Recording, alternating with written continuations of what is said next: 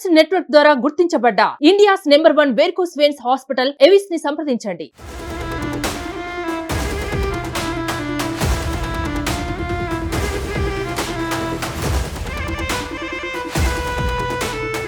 Welcome to Suman TV.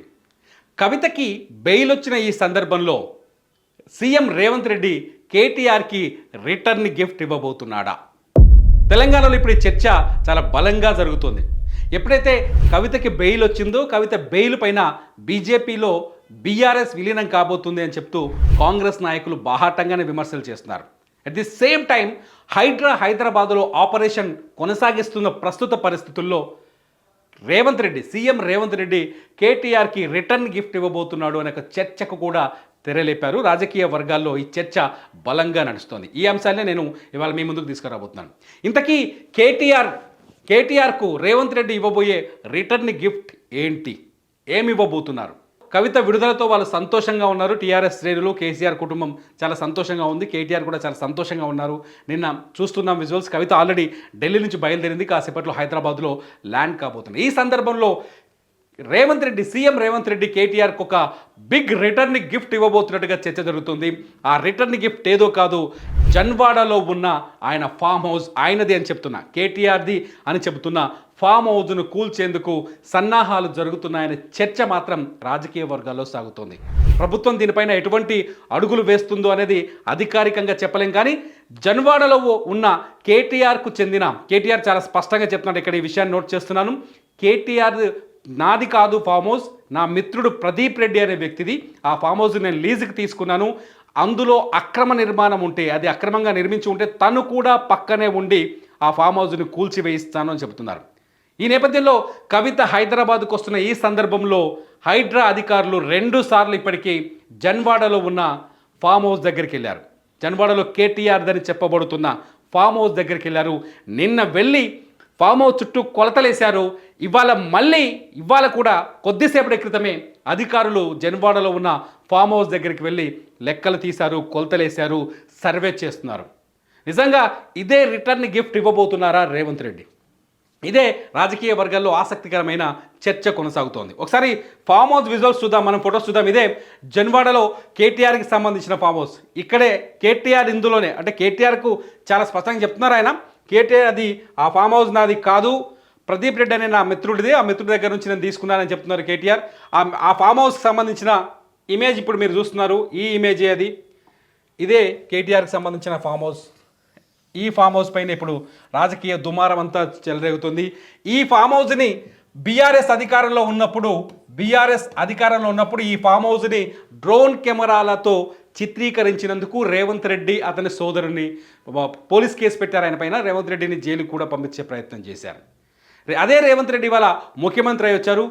రాజకీయంగా ఒక చర్చ జరుగుతుంది. ఎప్పుడైతే ఎన్కన్వెన్షన్ కూల్చేశారో మీరు కూడా ఒకసారి కామెంట్ చేయండి, ఇది నిజమా కాదా అనేది ఒకసారి మీరు కామెంట్ చేయండి. ఎప్పుడైతే ఎన్కన్వెన్షన్ కూల్చేశారో, ఎన్కన్వెన్షన్ కూల్చిన మరుక్షణమే జన్వాడలో ఉన్న కేటీఆర్ సంబంధించిన ఫామ్ హౌస్ను కూల్చేస్తారనే చర్చ ఒకడైతే జరుగుతోంది. కేవలం కేటీఆర్ కోసమే హైడ్రాను ఏర్పాటు చేశారు, కేటీఆర్ ఫామ్ హౌస్ను కూల్చేయడం కోసమే హైడ్రాను ఏర్పాటు చేశారనే చర్చ కూడా జరుగుతోంది. కానీ ఇది ఎంతవరకు సాధ్యం? ఒక్క కేటీఆర్కి సంబంధించిన, కేటీఆర్ పేరు మీద లేని ఈ ఫామ్ హౌస్ను కూర్చోడం కోసం హైడ్రా ఏర్పాటు చేసి ఉంటారా? సాధ్యం అది? చాలా స్పష్టంగా చెప్తున్నారు రేవంత్ రెడ్డి, ప్రకృతిని రక్షించడం కోసం, ప్రకృతి ఇచ్చిన చెరువులు గిఫ్ట్లు మనకు, ప్రకృతి ఇచ్చిన చెరువులు భవిష్యత్ తరాలకి అందించాల్సిన బాధ్యత మన పైన ఉంది. ప్రతి ఊరికి ఒక చెరువు ఉంటుంది, ఆ చెరువుకు ఒక చరిత్ర ఉంటుంది, ఆ చెరువు పైన ఒక బాధ్యత ఉంటుంది అని. నిజమది.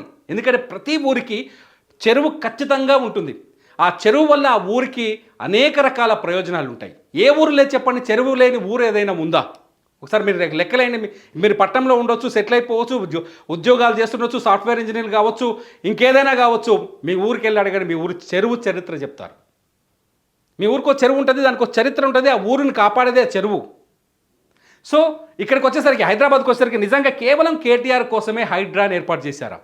కాదు కదా, కనిపిస్తోంది, మనకైతే కనిపిస్తోంది. కాకపోతే ఇవాళ మాత్రం కవిత ఢిల్లీ నుంచి, తిహార్ జైలు నుంచి బయటకు వచ్చి వాళ్ళ హైదరాబాద్ వస్తున్న సందర్భంలో అధికారులు వెళ్ళి జన్వాడలో ఉన్న కేటీఆర్కి సంబంధించిన ఫామ్ హౌస్ దగ్గర సర్వే చేయడం చూస్తుంటే ఖచ్చితంగా ఇవాళ ఖచ్చితంగా జన్వాడలో ఉన్న ఫామ్ హౌస్ను కూల్చేస్తారనే చర్చకు మాత్రం తెరలేచింది. ఈ ఫామ్ హౌస్ చుట్టూ ఉన్న ఈ ప్రహరీ గోడ, అంటే ఈ ఫామ్ హౌస్కు పరిసర ప్రాంతాల్లోనే ఫిరంగి నాలా ఉంది. దాన్ని శంకర్పల్లి కాలువ అని కూడా అంటారు. శంకర్పల్లి కాలువ అని కూడా అంటారు. ఫిరంగి నాలా ఉంది ఫామ్ హౌస్ సమీపంలో. ఆ ఫిరంగి నాలా పైన నిర్మాణాలు చేపట్టారు. ఫామ్ హౌస్ నిర్మాణం ఉందనేది ఒక ఆరోపణ దీనిపైన. అంతేకాదు ఈ ఫామ్ హౌస్ జనవాడ మొత్తం 111 జీవో పరిధిలో ఉంది. 111 జీవో ఏదైతే ఉస్మాన్ సాగర్, హిమాయత్ సాగర్లో క్యాచ్మెంట్ ఏరియా, నీటి లభ్యత కలిగే ప్రాంతాన్ని కాపాడడం కోసం తీసుకొచ్చారు 111 జీవో. ఈ రెండు ఉస్మాన్ సాగర్, హిమాయత్ సాగర్ హైదరాబాద్ దాహార్తిని తీస్తాయి. ఈ రెండు సాగర్లలో ఈ రెండు చెరువుల్లోకి, ఈ రెండు వాటర్ ట్యాంకుల్లోకి నీటి లభ్యత వచ్చే ప్రాంతం శంకర్పల్లి కావచ్చు, జన్వాడ కావచ్చు, దానిపైన చెరువు, ఈ రెండు చెరువులకు పై భాగాన ఉండే 10 కిలోమీటర్ల పరిధిలో ఉండే ప్రాంతాన్ని క్యాచ్మెంట్ ఏరియా గుర్తించారు. ఆ క్యాచ్మెంట్ ఏరియాలో కేవలం గ్రామీణ ప్రాంతాల్లో మాత్రమే ఇళ్ల నిర్మాణాలకు అనుమతిస్తారు. మిగతా ప్రాంతాల్లో ఎటువంటి లేఅవుట్లు కానీ లేకపోతే భారీ నిర్మాణాలు కానీ చేపట్టడానికి వీలు లేదు. అందుకే ఈ 111 జీవోని తీసుకొచ్చి ఆ ప్రాంతంలో దాన్ని కన్జర్వేషన్ జోన్ కింద మార్చారు. కన్జర్వేషన్ జోన్లో పంటలు మాత్రమే పండించాలి, చెట్లు మాత్రమే పెట్టాలి, కానీ ఫామ్ హౌజులు నిర్మించడానికి వీలు లేదు. ఎటువంటి భారీ నిర్మాణాలకి అవకాశం లేదు. ఎందుకంటే ఆ నిర్మాణాలను చేపడితే ఆ ప్రాంతం కలుషితం అయిపోతుంది. ఆ ప్రాంతం నుంచి నీటి లభ్యత తగ్గుతుంది. ఆ కలుషితమై లేకపోతే పరిశ్రమలు వస్తే కాలుష్యం ఏర్పడుతుంది. సో ఆ కాలుష్యం కావచ్చు, లేకపోతే నీటి లభ్యత తగ్గిపోవడం వల్ల ఉస్మాన్ సాగర్, హిమాయత్ సాగర్ ఎండిపోయే ప్రమాదం ఉంటుంది. దాంతో హైదరాబాద్కి తాగునీటి సరఫరా తగ్గిపోయే ప్రమాదం ఉంటుంది. తాగునీటి కష్టాలు ఏర్పడే అవకాశం ఏర్పడుతుంది. కాబట్టి 111 జీవో తీసుకొచ్చి ఆ ప్రాంతాన్ని రక్షించే ప్రయత్నం చేశారు. ఈ జీవోని ఎత్తేయడానికి కూడా ఇప్పటిదాకా చాలా ప్రయత్నాలు చేశారు. ఈ జన్వాడలో ఉన్న కేటీఆర్కి సంబంధించిన ఈ ఫామ్ హౌస్ కూడా 111 జీవో పరిధిలో ఉందనేది ఒక చర్చ. దీనిపైన ఆరోపణ కూడా ఉంది. కన్జర్వేషన్ జోన్లో ఉంటుంది. ఇక్కడ నిర్మాణం చేపట్టడం అక్రమం అవుతుంది. అది ప్రదీప్ రెడ్డిది కావచ్చు, కేటీఆర్ది కావచ్చు, ఓదైనా కావచ్చు, అక్రమం అవుతుంది. సో ఇవాళ కవిత విడుదలతో సంతోషంగా ఉన్న కేటీఆర్కి రేవంత్ రెడ్డి రిటర్న్ గిఫ్ట్ ఇవ్వబోతున్నాడు. జన్వాడ రేవంత్ రెడ్డే కదా ప్రభుత్వం అంటే. హైడ్రా వచ్చింది కూడా రేవంత్ రెడ్డి వాళ్ళ ఆదేశాల ద్వారానే కదా. హైడ్రా కూడా రేవంత్ రెడ్డి ఆదేశాల అనుసారమే నడుచుకుంటుంది కదా. కాబట్టి రిటర్న్ గిఫ్ట్ ఇవ్వబోతున్నాడు. ఒక చర్చ జరుగుతుంది. చూద్దాం సాయంకాలానికి ఏం జరగబోతుందో. రేవంత్ రెడ్డి నిజంగానే గిఫ్ట్ ఇవ్వబోతున్నాడా, కేటీఆర్కి రిటర్న్ గిఫ్ట్ ఇవ్వబోతున్నాడా జన్వాడ ఫామ్ హౌస్ కూల్చేసి అనేది?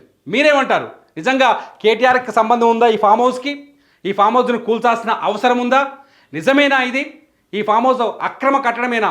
మీరేమంటారో కామెంట్స్ రూపంలో మాకు తెలియజేయండి. మీ కామెంట్స్ పైన నేను మరో వీడియో చేయడానికి ప్రయత్నిస్తాను. చూస్తూనే ఉండండి సుమన్ టీవీ. మీ బిజినెస్ ఏదైనా మీ ఊర్లో ప్రమోషన్ చేయాలంటే అది సుమన్ టీవీతోనే సాధ్యం. ఇప్పుడే సంప్రదించండి.